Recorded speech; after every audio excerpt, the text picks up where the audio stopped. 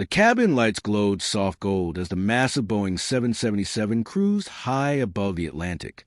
It was supposed to be a peaceful red-eye flight from New York to London, but peace was the last thing on board seat 2A, where Richard Whittaker, billionaire investor and CEO of Whittaker Global Holdings, sat slumped in exhaustion, bouncing a screaming 6-month-old baby in his arms. Her name was Emma, and for the past 3 hours she had done nothing but cry, scream, actually, a raw, relentless wail that pierced the hum of the engines and the calm chatter of first-class passengers. Richard's face was red, his usually composed demeanor broken under the weight of embarrassment and helplessness. His wife, Marissa, sat beside him, eyes glossy with fatigue. She tried to hush the baby, whispering lullabies under her breath, but nothing worked. The expensive formula, the carefully warmed milk, the designer pacifier, all of it had failed miserably. The passengers around them shifted in discomfort. Some turned up their headphones. Others shot annoyed looks that cut like knives. One man muttered under his breath, "They should have taken a private jet." Richard heard it. He couldn't even blame them. He owned 3 jets, but this time he'd chosen a commercial flight. Some ridiculous idea of wanting to feel normal. Now, as his baby's cries echoed to the cabin, normal felt like a punishment. A flight attendant approached with a polite but strained smile. Mr. Whittaker, perhaps walking her up and down the aisle might help? Richard nodded wearily. "I've tried that twice already." "Maybe a change of scenery will calm her," the attendant said softly. She was kind, but her eyes betrayed her relief at sending him farther from the other passengers. With a sigh, Richard stood, adjusting Emma's blanket. He walked past a curtain that separated first class from business, then into economy. The cabin air was warmer here, the lights dimmer. He moved slowly, whispering, "It's okay, sweetheart. Daddy's got you." But Emma's screams continued, small fists pounding against his chest. People turned to look, their faces a mix of pity and irritation.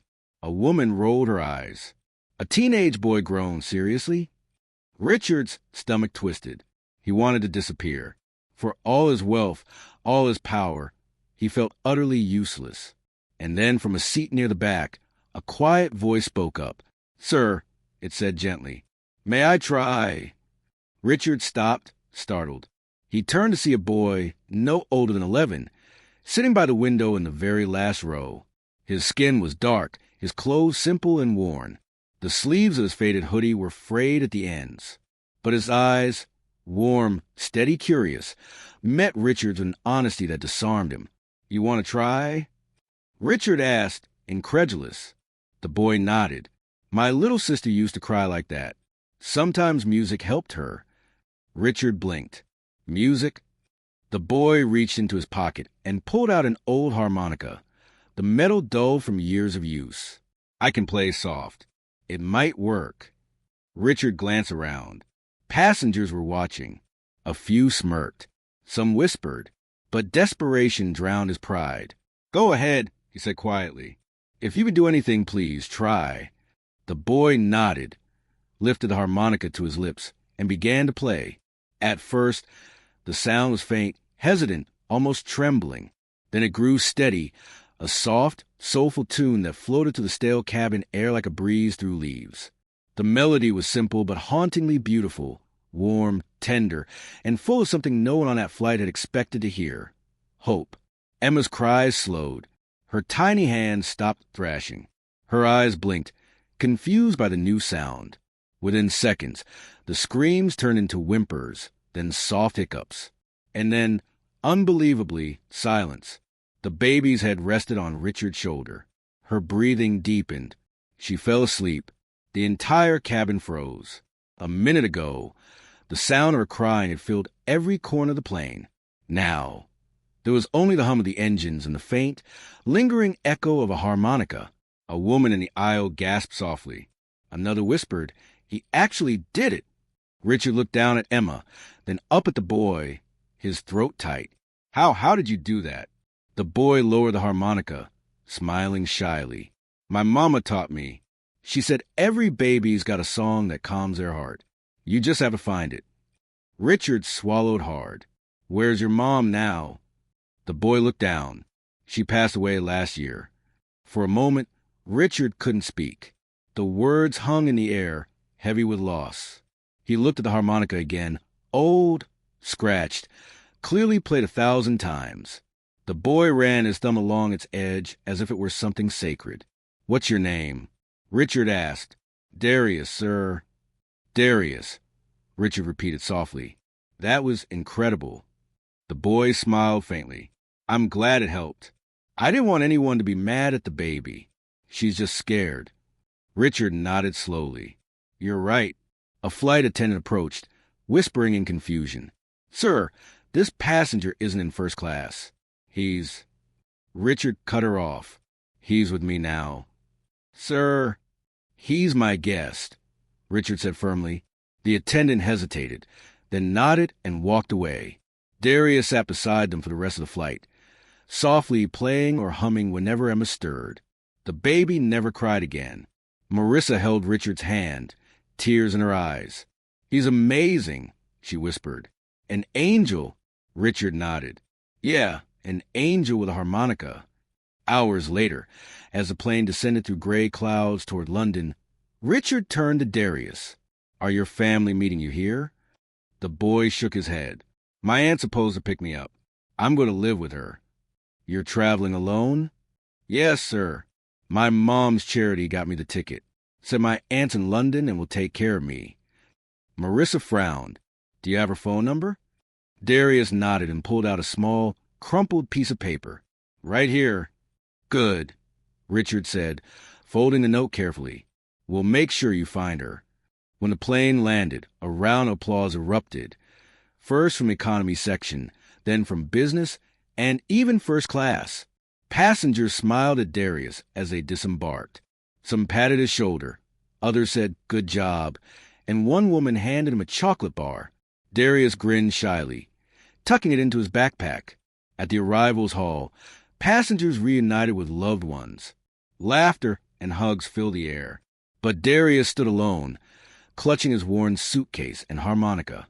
He kept glancing around for someone familiar. Minutes passed, then half an hour. No one came. Marissa looked at her husband. "She's not coming, is she?" Richard frowned. "I don't think so." He walked over to Darius. "Hey, buddy, you okay?" The boy nodded, though his voice was small. "Maybe she's late. Do you want to call her?" He handed over the number. Richard dialed, straight to voicemail. He tried again. Nothing. Marissa stepped closer. "Darius, come with us. We'll wait together." The boy hesitated. "I don't want to be trouble." "You're not," she said softly. "You helped us when no one else could." Richard smiled. "She's right. You saved the whole plane." Darius's lips twitched into a small smile. "Okay, if you're sure." "We're sure," Richard said. "Come on."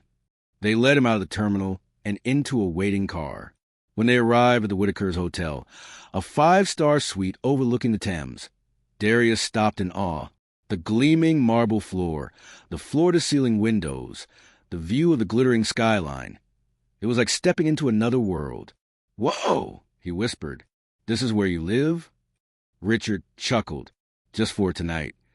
"You can stay here until we find your aunt," Marissa added warmly. "You must be hungry." As if on cue, Darius's stomach growled. Marissa smiled. "Room service it is." Minutes later, trays arrived with steaming food, steak, fries, fruit, chocolate cake. Darius stared wide-eyed. "I can eat all this?" "It's yours," Richard said. The boy's eyes filled with tears. "Thank you, sir. It's the first real meal I've had in a long time." Richard's chest ached. He reached out, ruffling Darius's hair gently. "Eat up, son." As Darius ate, Emma stirred in her crib. She opened her eyes, spotted Darius across the room, and made a soft cooing sound, almost like she recognized him. Darius smiled. "Guess she remembers my song." Richard looked at his daughter, then back at the boy who had calmed her when no one else could. He felt something shift inside him, something deeper than gratitude. It was the beginning of a bond neither of them could have imagined. The next morning, London was draped in soft fog. The city moved quietly outside the tall windows of the Whitaker suite. cars gliding along the damp streets, distant church bells echoing somewhere beyond the river. Inside, the room was peaceful, except for the faint sound of a harmonica. Darius sat cross-legged near the window, playing a soft melody, while baby Emma slept in her portable crib. The tune was different this time, slower, sweeter, like sunlight filtering through clouds. Richard stood behind him, coffee mug in hand, watching silently. He'd barely slept. His mind had turned the whole night. About the flight, about Darius, about how a child with nothing could bring more peace than all his wealth ever had. When Darius noticed him, he stopped playing. "Did I wake her?" "No," Richard said softly. "You seem to be the only person who can't wake her." Darius smiled shyly. "Guess she likes music." "Guess she likes you," Richard replied. Marissa entered, hair tied back, wearing a light robe. "I called the number again," she said quietly. Still no answer. "I also looked up the address he had on the note. It's registered to a woman named Carla Jenkins in East London." "That's her," Darius said. "She's my mom's sister." Richard nodded. "All right, we'll go see her ourselves." "Really?" Darius's eyes widened. "You don't have to." "I want to," Richard said. "You help my family. It's my turn." An hour later, they were on their way. The billionaire couple and the boy from the back of the plane. The car weaved through the narrow streets of East London until the skyline gave way to aging brick buildings and graffiti-covered walls. Darius pressed his face to the window, staring silently. When the car stopped, they stood before a narrow row house with peeling paint and a rusted fence. The curtains were drawn, the mailbox stuffed with unopened letters. Richard knocked. Once. Twice. No answer. He knocked again, louder. Still nothing. Then a voice called from across the street, an older man sweeping his porch. "You looking for Carla?" "Yes," Richard said. The man shook his head. "Moved out 3 weeks ago. Said she was heading north. Didn't leave no forwarding address." Richard's stomach sank. He looked at Darius, whose face had gone pale. The boy's small fingers clutched his harmonica, so tightly his knuckles turned white. "She left?" Darius whispered. The man nodded sympathetically. "Sorry, kid. You're a nephew?" "Yes, sir." "Sorry, son. She was struggling bad. Maybe she couldn't keep the place." Darius lowered his head. For a moment, no one spoke. Then Marissa knelt beside him. "We'll figure something out. Sweetheart, you're not alone." But the words couldn't stop the tears that welled in his eyes. He wiped them away quickly, embarrassed. "It's okay," he murmured. "I'll be fine." Richard's chest tightened. The boy's quiet dignity, his refusal to cry even when everything fell apart, hit him harder than any business loss ever could. Back in the car, Darius stared out the window. "I guess I'll go to shelter," he said softly. "They take kids sometimes." "No," Richard said immediately. "You're coming with us." Darius turned, startled. "What?" "Just for a while," Marissa added gently, "until we find your aunt or someone else from your family." Darius hesitated. "You'd really let me stay?" Richard looked at him in the rear-view mirror. "You saved my daughter's peace. You saved our sanity. That kind of heart belongs in our home, not a shelter." Darius smiled faintly. "Thank you, sir." That night, Darius had a room of his own. Soft bed, clean clothes, a small bookshelf stocked with stories Marissa had ordered immediately. But what truly lit his face wasn't the luxury. It was Emma's crib beside his bed. She wouldn't sleep unless Darius played her song. So he did, every night, as moonlight spilled through the curtains. The harmonica's lullaby filled the suite. And every morning, Richard found himself drawn to that sound, standing in the doorway just to listen. It reminded him of something he'd lost long ago, something money couldn't buy. Weeks passed. Richard's world began to shift in quiet, invisible ways. His mornings used to begin with conference calls and portfolio updates. Now they started with the giggle of a baby and the sight of a boy teaching her to clap to the beat of his harmonica. Marissa noticed it too. "He's changed you," she whispered one night as they stood on the balcony. City lights glittering below. Richard smiled faintly. "He's changed us."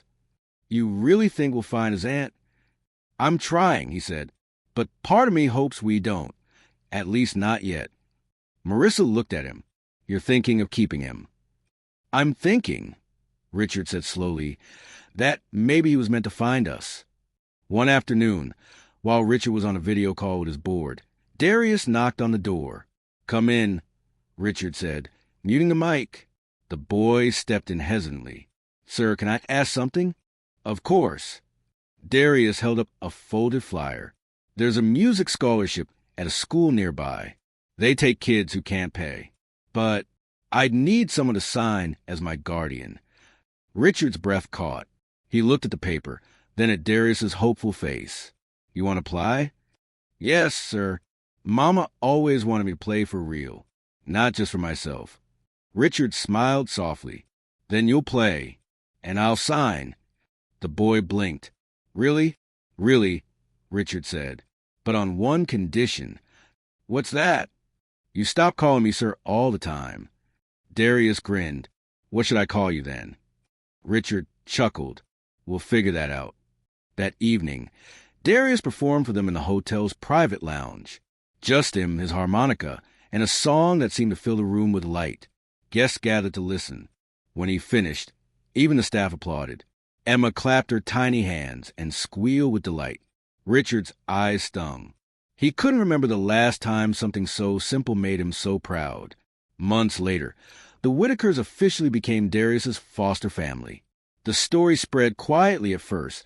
Billionaire adopts boy who calmed his baby mid-flight. Then virally. News outlets, talk shows, magazines, all wanted the story. But Richard refused interviews. It's not a story, he told reporters. It's family. Behind closed doors, their lives were simple but full. Darius attended the music academy, and his talent blossomed. He played the harmonica, piano, even learned violin. Every time he performed, he dedicated his song to his mother and to Emma, the baby who found my melody. Emma, now a toddler, followed him everywhere. When he practiced, she'd sit cross-legged beside him, humming tunelessly. When she cried, no one could calm her except him. Marissa often said, it's like they share a heart. And maybe they did. One rainy night, a letter arrived. It was from Carla Jenkins, Darius's aunt. She apologized for disappearing. Life had fallen apart after her sister's death. She'd lost her home, moved between cities, finally found work again. She just learned what happened from a newspaper story. Please tell Darius I'm sorry, she wrote. If he still wants to come live with me, my door is open. Richard folded the letter and looked at Darius across the table. It's your choice, son. Darius stared at the letter, silent for a long time. Then he shook his head. She's family, but so are you. Richard swallowed hard. Are you sure? The boy nodded. You and Mrs. Whitaker took me in when I had no one. You didn't just feed me, you believed in me. That's family, too. Tears burned behind Richard's eyes. He reached out, resting a hand on Darius's shoulder. Then stay, he said. Stay with us. Years passed. Darius grew taller, stronger, and his music only deepened. At 16, he earned a full scholarship to a prestigious music conservatory. At his first public concert, he played the same melody he'd once played on that long-ago flight, the lullaby that had calmed a crying baby and changed 3 lives forever. In the audience sat Richard, Marissa, and Emma, now 7 years old, swaying to the rhythm. When the final note faded, the crowd erupted into applause. Cameras flashed. Darius smiled shyly, as always, but this time his eyes sought only one person in the crowd, Richard, and the silent exchange between them said everything words could not. After the show, reporters swarmed around them, asking questions.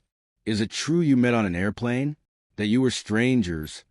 Richard chuckled softly. We were strangers for maybe 5 minutes. After that, we were family. Darius laughed, holding up his old harmonica. Guess fate just wanted me on that flight. Later that night, back at home, Emma fell asleep to the same tune that started it all. Richard stood in the doorway, watching Darius play, the soft golden light casting them both in warmth. The baby who once cried to the sky was now peaceful, Her lullabies sung not by wealth or comfort, but by love, the kind found in the unlikeliest of places. Richard smiled, his voice barely a whisper. You didn't just calm her that day. Darius, you healed all of us. The boy looked up, eyes bright. I just played what my mama taught me, he said softly. Every heart has its song, Mr. Whitaker. You just have to listen. The end.